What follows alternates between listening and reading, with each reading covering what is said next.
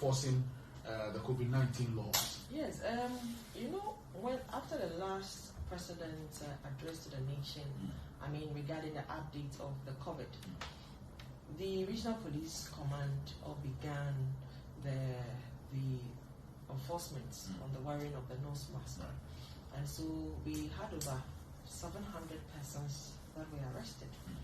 And all these persons that were arrested, first of all, what we observed is that it is not that people, one, cannot afford it, or they didn't have it.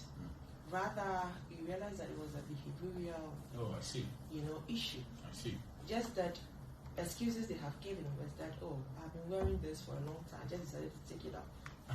Yes, that was one excuse. The other one says, I have other health issues, and so I have to take it off. Others said, when I wear it, I cannot really breathe. And so a whole lot of issues came up. Humanitarian issues will come up. Yes. And so we, as a command, we arrested a number of them. Over 700 here at the command alone. Now, the issue had to do with where do we keep such people? Not to even compound the problem. Exactly, that we're having already. One, the arresting of these persons alone also brings some risk to the police officers involved. It's such a difficult situation. This is a contagious disease, to say it spreads.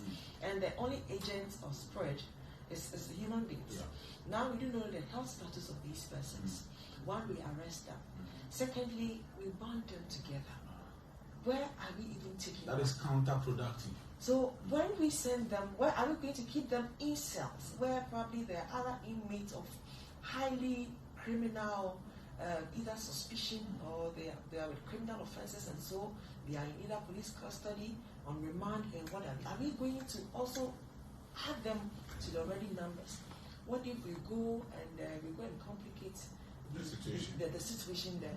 So there were a number of which we would have wished that probably there should have been a court where when people of these are arrested, immediately we process them to court, or there's some fine, a spot fine, where quickly we discharge or disperse with your situation the moment you're arrested. And so this was the problem that we had.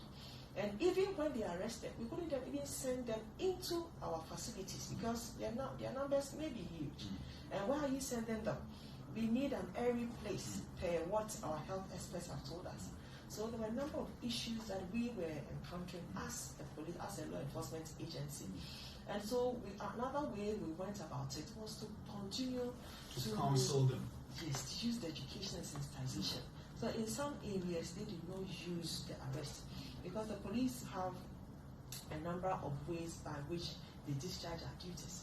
We can use the persuasion aspect of it, we can use education, and if all this fail, then it means that some, force must be applied whatsoever. So we also continue to implore the NCCE, the local assemblies to also educate people. But for now, I think that everybody knew that yes, there is the coronavirus. People know that this is the way to go. The use of the mask was the ideal thing to do. So if people are actually not doing them, it is not because they do not know, but rather it's behavioral. They don't want to do them because they think that it brings to them some discomfort. And so we went about it this way.